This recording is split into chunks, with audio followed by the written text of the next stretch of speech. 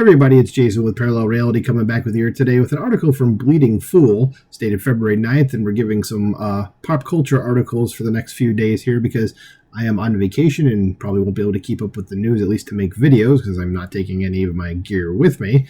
So this one says, Crocodile Dundee's Encore cut, another censorship knife to the heart of cinema. And I don't know who's heard this out there. I know it's been mentioned on a few of the channels that I listen to. I think Ryan Kinnell brought it up, and maybe the Geeks and Gamers team, or it might have been mentioned on Friday Night Tights on the Robotics channel. But besides that, I'm assuming, I'm pretty sure Ryan brought it up, but the rest of them I think might have. But again, this is one of those things where it's like a studio is editing footage of an older movie to meet modern sensibilities, and it's just asinine. And you're going to love the scenes that it is, too. And if you remember Crocodile Dundee at all, here's the poster, or at least part of it, you're going to be like, oh, I know exactly what they're going to edit, and we're about to go into that. So it says, in a move that has sparked controversy among film enthusiasts and industry professionals, the upcoming re-release of the 1986 classic Crocodile Dundee will feature significant edits to scenes deemed offensive by modern audiences. The Encore cut, set to debut in Australian cinemas on May 8th, 2025, I don't know why I want to keep saying October, but whatever, has removed approximately 2 minutes of footage, including the iconic "That's Not a Knife" scene and interactions involving a cross-dressing character. So for people that have never seen this movie, if you happen to come across this video, the "That's Not a Knife" scene is the most iconic scene in the movie, and in fact, people today still repeat that. That's not I can't do an Australian accent, but that's not a knife. This is a knife, sort of thing, but everybody knows that line. So why are they taking that? It's not like it's an offensive scene. I think they're taking it out because Crocodile Dundee comes across some thugs who are trying to rob him, and one of them pulls out like basically a switchblade, and he's like, that's why he says that's not a knife. And then he pulls out what is an actual like real knife, and he's like, this is a knife, and the guys run away. But this is so stupid. So buy physical media, as I do. Do not rely on digital stuff. If you can find something that's older that hasn't been effed with, do it. It says Rimfire Films, a production company behind the re-release, stated that the changes were made at the request of distributors, including Paramount Pictures, who found certain content offensive. Paul Hogan, the film's star, has expressed support for the edits, that's very disappointing, acknowledging that while the original intent was innocent, the removed scenes are better without. No, not really. Says this guy is a folk hero around the world. He shouldn't be groping people, and that's about the transvestite scene that's in there. Which, okay, like I understand what you're saying about that, but at the same time, like the whole movie is a fish out of water allegory. Okay, it's this dude who's from the outback of Australia who is transported to New York City, and he doesn't understand basic things. Like there's a whole scene that when he gets there of him, he's never even seen an escalator or how it works, and he's trying to just figure it out. Okay, so that's the point of stuff like this, is that he's probably never encountered a transgender person before, so he doesn't know what's happening. So of course he refers to this man who's dressed up as a woman, and is just like, what the hell is this, sort of thing. So that's what the whole thing is. So it makes perfect sense for that to be there, especially given the context of that scene was like the woman reporter who he was following around because she was reporting on him.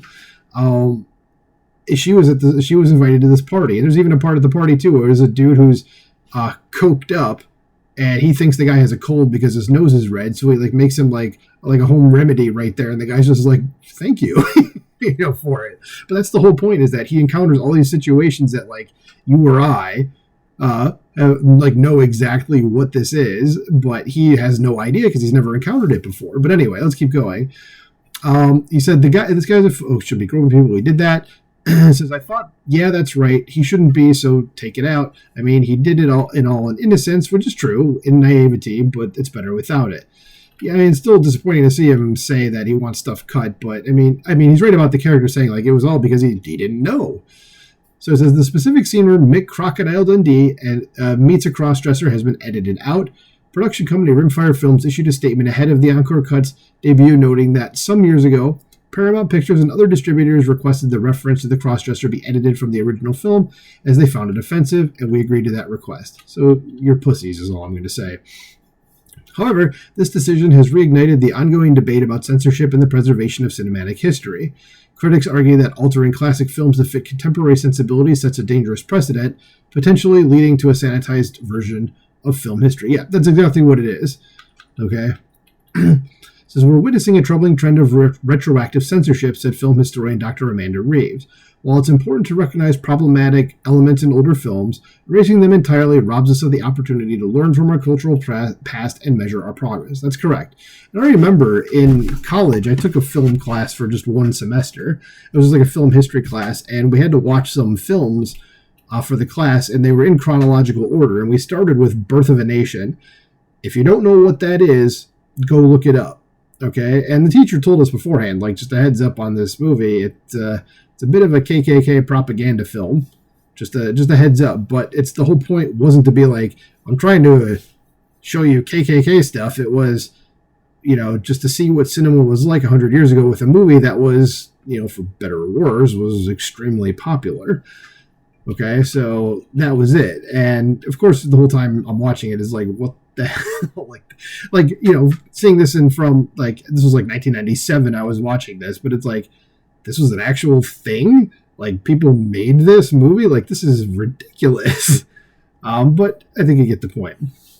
Back to the article. It says, the edits to Crocodile Dundee are not an isolated incident. Recent years have seen similar alterations to films like Back to the Future Part 2 and Splash, often in response to changing societal norms. Splash, I know what that one is, when they covered up Daryl Hannah's butt when she's running back to the ocean.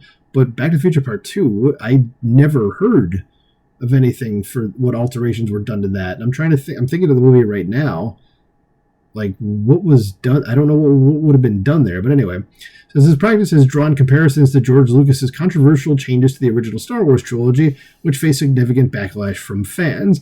Yeah, but he wasn't removing stuff or like completely altering things from modern sensibilities. He was. I mean, I know this is going to face a lot of crap if Star Wars fans hear this, but he was like putting stuff in there where he was like, this is what it actually should have looked like, sort of thing. Like, he was updating the effects, wasn't he? He wasn't like completely changing stuff around, right? Am I wrong about that? If I'm wrong about that, let me know, please. It's fine. But I'm not defending them. I mean, I would rather see the original ones anyway, and I think my parents have them on VHS somewhere. Unfortunately, I have the Blu-rays, and of course, those have the updated version, so guess I can't watch those unless my parents don't have a VCR, so I can't watch the old versions anymore. It says industry insiders worry that this trend could have far-reaching consequences for film preservation and artistic integrity. When we start editing films to appease modern sensibilities, we're essentially rewriting history, said veteran filmmaker Martin Scorsese. I couldn't agree more with that. He's correct. It is crucial to preserve these works in their original form, warts and all, to maintain an accurate record of our cultural evolution. He's right. I mean, what do you do if people are going to watch The Wolf of Wall Street now, given all like the swear words in it? If like swear words become outlawed or something, like The Wolf of Wall Street would be like a 4-minute movie, okay, instead of like the near 3 hours it already is. Like, is that something we should be doing? It says advocates for the changes argue that removing offensive content still makes classic films more accessible to modern audiences. I don't give a shit, okay? And that shouldn't be the point, okay? It's just this is the way this is presented, and it should be presented that way forever. That's it. And I'm on that side of the argument. I am not on the we need to update stuff. It was made that way. It should stay that way and honor the artist's vision of what it should have been.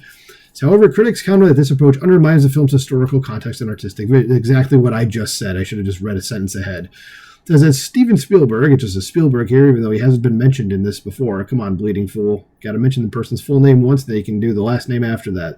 So it says, as Steven Spielberg once said after regretting changes he made to his classic sci-fi blockbuster E.T., no film should be revised based on the lenses we now are either voluntarily or being forced to peer through.